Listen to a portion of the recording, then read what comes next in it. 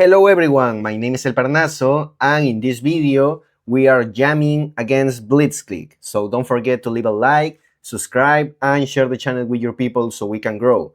Also, don't forget that by the time you're watching this video, I am already updated my jamming masterclass with more Blitzkrieg content when it comes to how to deal with it. So let's talk about it.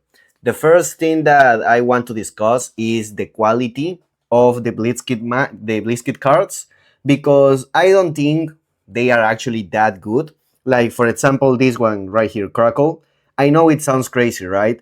It's part of the engine. It's also a hand trap. Like, when your opponent activates a monster effect on the field, you can reveal this card in your hand, destroy that monster, and if you do, special summon one thunder from your hand, right? Like, that sounds crazy, but at the end of the day, this just sounds like a worse Ghost Ogre because you can only interact with monsters, right? Like, you can use it against continuous spells, continuous trap cards. That is basically the format, or mainly the new focus on the new cards. So why is this card that much relevant, right? Well, what can make relevant this card is definitely not summon itself, because yes, it can. At the end of the day, it says just a special summon one thunder. However, this card on the field immediately is not making any kind of push whatsoever, because all the Blitz kits has this line of thinking in the sense of what the procedure of their card effects. If another card is destroyed by card effect while this card is in the monster zone, and this is the key, you are going to read this from all of them, like literally. Like, let's look right here. If another card is blah blah blah, blah. Let's see right here. If another card is destroyed by blah blah blah, blah. Let's even see right here. If another blah blah blah blah blah. So you see, it's the same shit. So what does this means? It means that any of these Blitzclique that you are going to be able to summon by Crackle are going to actually do something when you are summoned them. They need a steal for something else to happen in order to use their effects. And now, if you read the effects that they do, usually all of them are effects that are eternal actions for how the game works and how the game and how decks do their shit in order to be actually competitive. However, a lot of the historical patterns in the game shows you that these eternal actions that the deck uses in order to work don't require that much like assumptions like these Blitzkrieg cards are requiring for you. What do I, and by that assumption, I mean this one that I just told you. If another card is destroyed by card effect, like, this is fine, because technically all of them are destroying and then special summoning something, right? Like, that's great. The problem is this: while this card is in the monster zone, because as you can see by the effect, they destroy and then special summon. And that is the problem. They don't fulfill this requirement by themselves. Like, for example, an Orcus card. Yes, they have a requirement, being in the graveyard, so they can banish themselves, right? But that's it. Like, this card not only requires to be on the field, they require something else. And that's my problem. Because the effects are not that crazy. It's nothing new that we haven't seen from all these other decks that do these requirement steps in order to be good. Just with this is an extra step. Like, you can see here, you can send one Blitzkrieg spell trap from your deck to the graveyard. So a Foolish Burial Goods. Nothing new. You can add one Blitzkrieg monster from your deck to the hand, like a Rota, a Bonfire. Nothing new. This one right here. You can add one Blitzkrieg or spell or one Hideout of the Sky column from the deck to your hand. So a Searcher, a Rota for spells of the archetype. Nothing new. This one right here. You can add one Blitzkrieg trap from the deck to your hand. A Rota for traps. So you can see how this second effect is not that crazy, regardless of the requirements that they are asking for you to do. Again, making the comparison with the Orcus cards, like, let's see right here. This one, by just being in the graveyard, special summon an Orcus from the deck. This one sends an Orcus from the deck. This one special summon an Orcus from the deck. So you can even see when you make this comparison, the requirements are easier for Orcus, and the effects are better eternal patterns. Like special summoning from the deck is better than adding just something without any other card that special summons from deck. This deck has a card that searches monsters from the deck. So you see my point, you see my comparison, right? So the Blitzclique cards are not that good. However, is at least having a minimal understanding of how the deck works and what they want to achieve is important for you to not get surprised by it by whoever decided to play this deck at your World Championship qualifier. Because before round 10, there is round 1. Before top cut, there is round 2, 3, 4. So this may happen to you, right? So the first thing to understand is how inconsistent the deck is, because as you can see, the little guys are not that good as the other little guys of other engines that we've been seeing through the history of Yu-Gi-Oh! Now, the card that can actually save the Blitzclique ass is the Whisker. The Whisker is actually a good card. It don't work like the other ones does, because as you can see, like during the turn, a card was destroyed by your Blitzclique effect. So by any of these ones using the effect on hand and resolving allows the Whisker to be alive that turn at any point of the turn. A special summon up to 3 Thunder monsters from your hand. Then you can destroy up that many cards on the field. So this is kind of a good effect, right?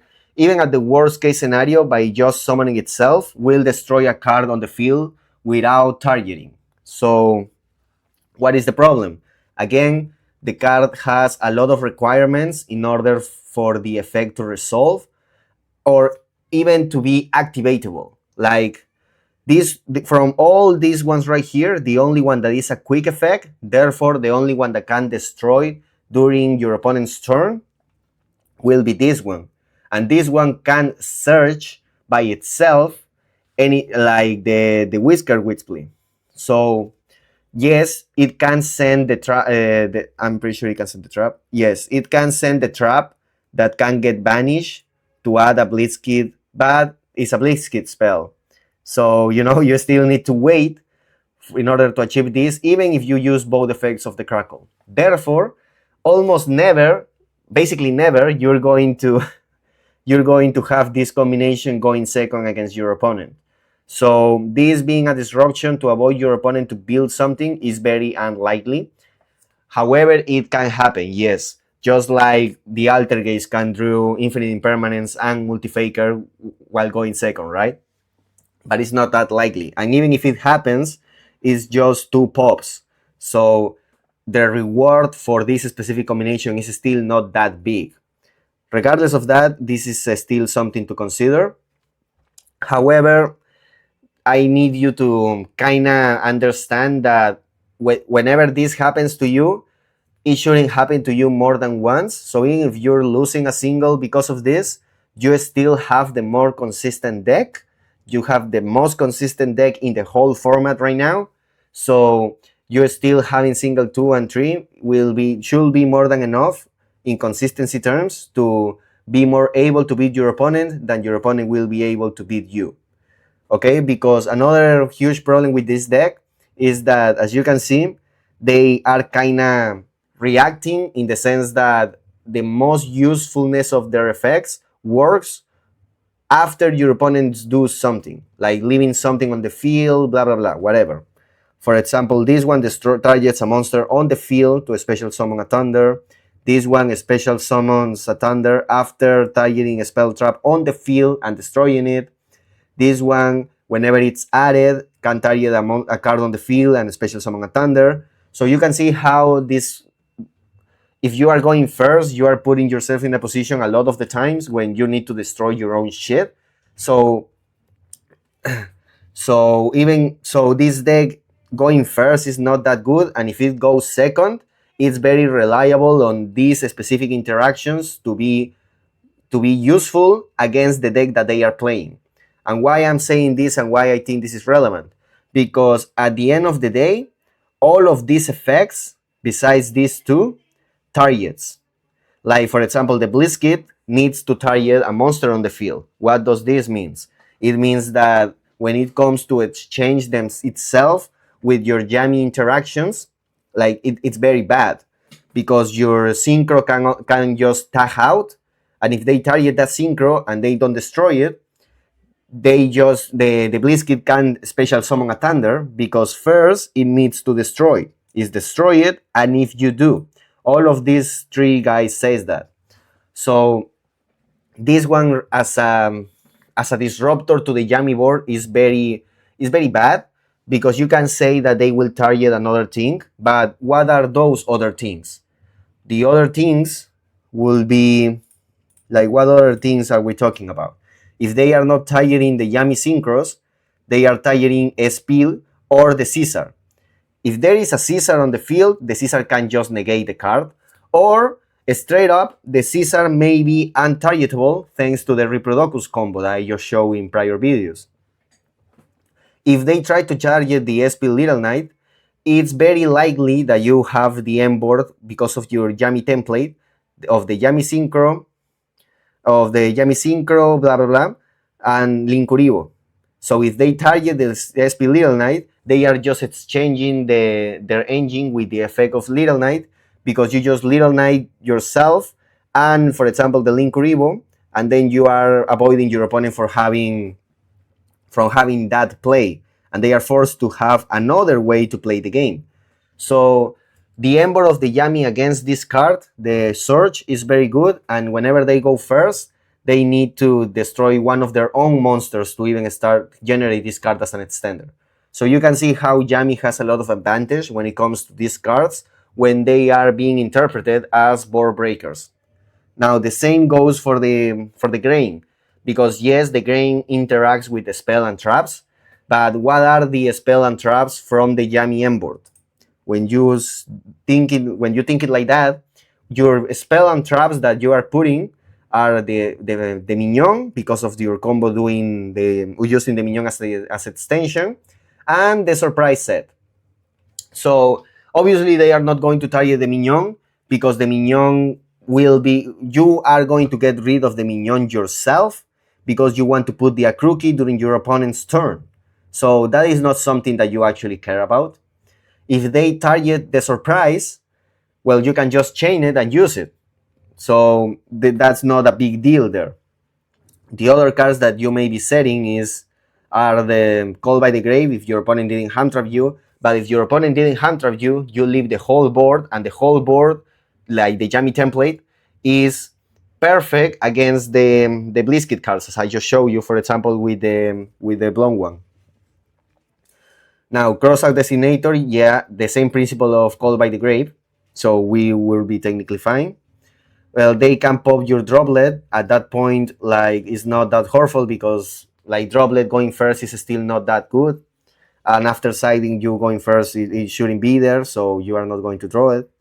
The Purge, usually you're going to keep it in your hand, so most likely you are not going to set it, unless you're leaving the Yami board with the Little Knight and the Caesar. In that case, yes, you're risking the Purge, but at that point it's just like, if at that point you are setting this because you have both of them or both of this or just the Caesar, well, the Caesar, you can just make the decision of valuing more Dominus Purge as a disruption against them, or one of the materials of the Caesar, because at the end of the day, all of those Blitzkits includes an effect that special summons something. Therefore, all of them can be negated and destroyed by the High King Caesar. So you should be fine by then. And the same logic with Imperm, like Imperm, it will be just a disruption that you're losing, but even then, you would rather lose the Imperm that you're setting and save the surprise with the bounce effect or whatever happened to your Yami Synchro, to your first Yami Synchro,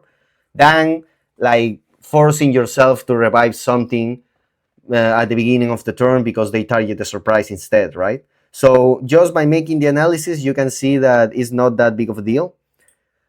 And, you know, like, like it's not that hurtful as could be for other decks. Like for example, a good interaction when this card has kind of good value is against the Elf Node matchup, because the trap card Rhapsodia negates only cards on the field, and this is activating from the hand. Like that is a cool interaction, for example.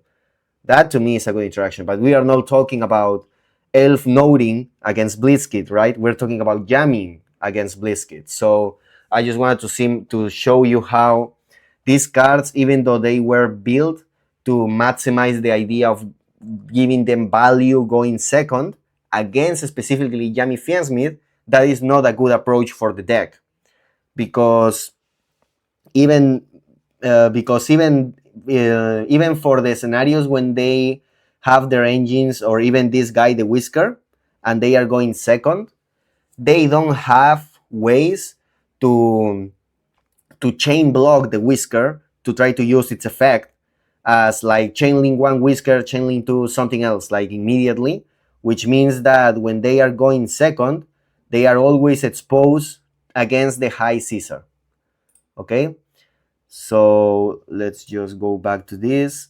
Now, that is why even though the Whisker is a strong interaction, the assumptions for the Whisker to actually hit the board and do its shit is as much specific as drawing both Impermanence and Multifaker in the Altergeist back in 2019.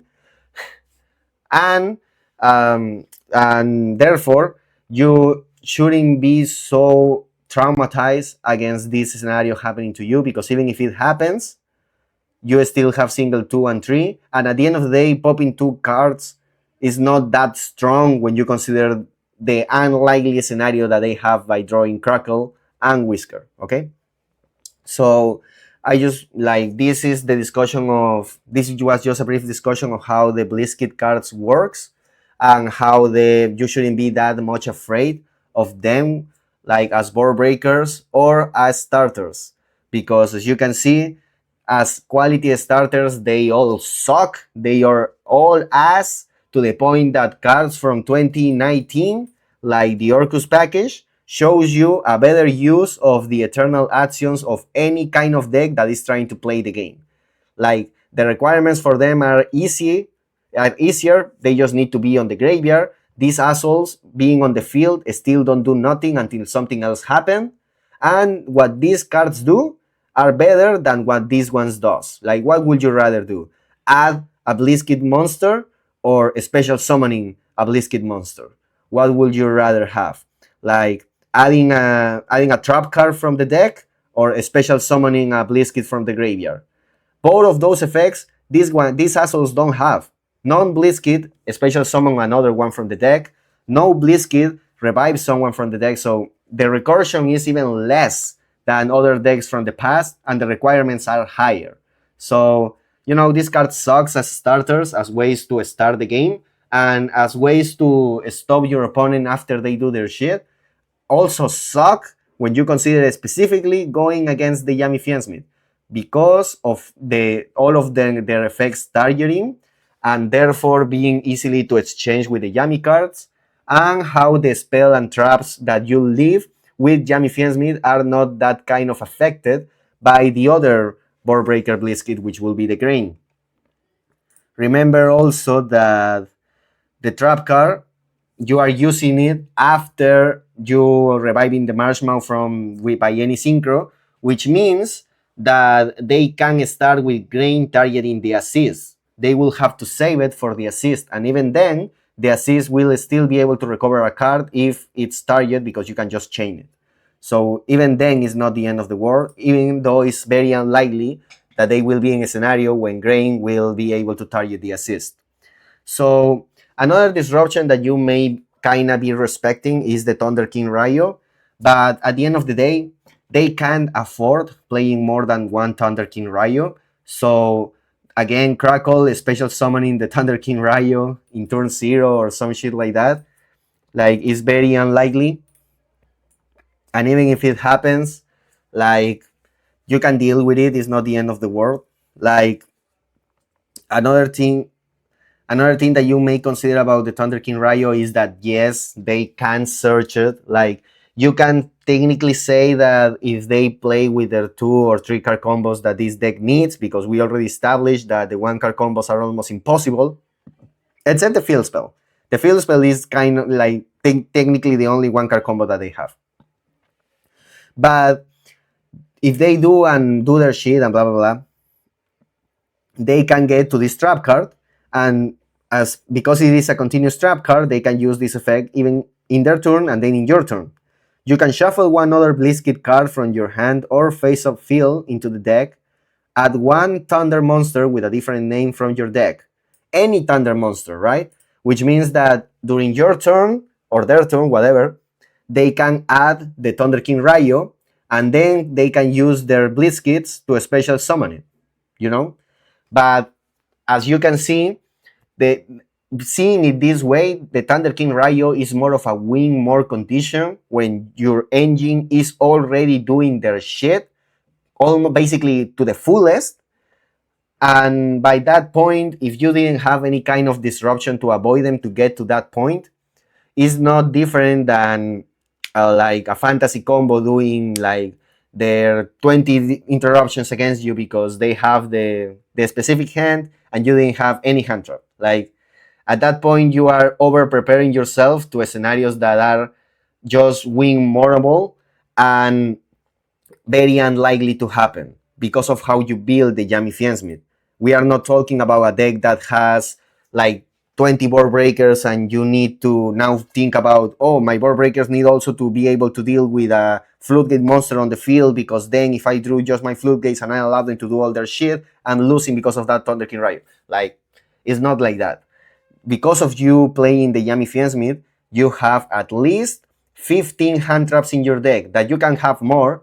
Like, I'm going to update the deck list now that Chaos Origin is here, but just looking by this, you have 15 hand traps. And they don't have that many ways to play the game.